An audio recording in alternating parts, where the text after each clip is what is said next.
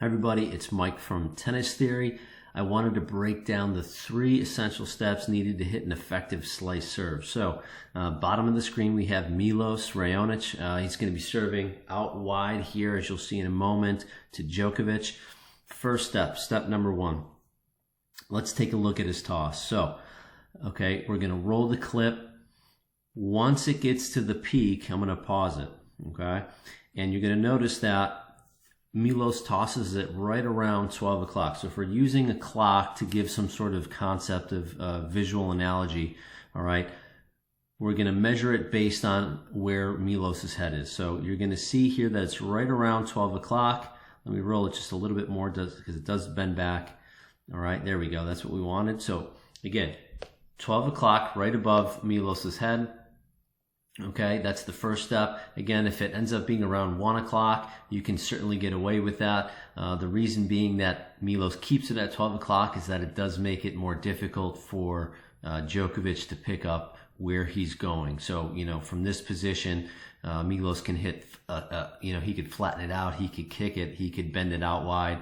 So it's a better disguise mechanism to keep it around 12 o'clock. If you do toss around 1 o'clock, around this area here, you can certainly hit the slice. However, you're going to give it away to the opponent. So that's step number 1, is the toss. Okay. Step number 2, again, we're going to roll it here, and we're going to continue to use this concept of the clock.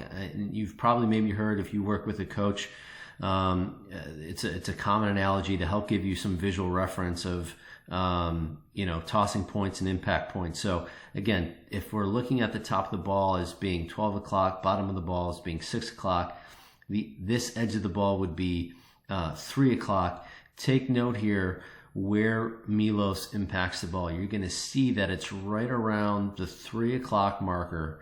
Okay, if I can pause it on time, let's give it a try. Oh, let me kick it back. Gotta work on my timing here. There we go. Okay. One more time. 3rd time's a charm. Okay, that's good enough. But anyways, you can see that it's right around the edge of the ball there, okay, 3 o'clock. And lastly, step number 3, super important. A lot of players, this is where most players get mixed up on the slice serve, is what happens with the pronation of the wrist. So the easiest way I can explain it is, if you look at Raonic's wrist here, or his thumb, okay, pronating is essentially the inward rotation of your wrist or your thumb. Okay, if you've thrown a baseball, you've thrown a football, okay, you're pronating. You probably don't even realize it's happening. Okay, but to give you a little bit more of a descriptive answer, that's what it is. But if you've thrown a ball, thrown a football, you're pronating. Okay. So as I roll this, let's just take a look here. You're going to notice when I pause it here in a second, right there, okay, you can see how much his forearm and wrist has turned in. Okay. That's what's going to allow him to maximize the amount of spin and speed that Milos is able to produce here on the serve.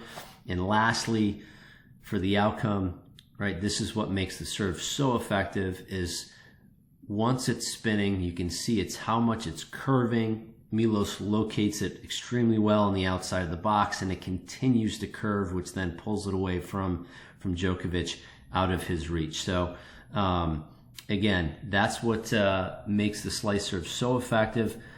Step 1, get your toss right. It should be around 12 o'clock, 1 o'clock. Step number 2, making sure that you're impacting the ball around 3 o'clock.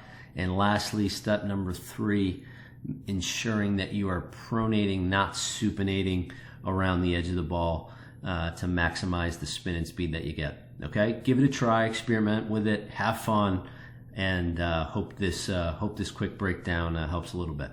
Thanks, everybody.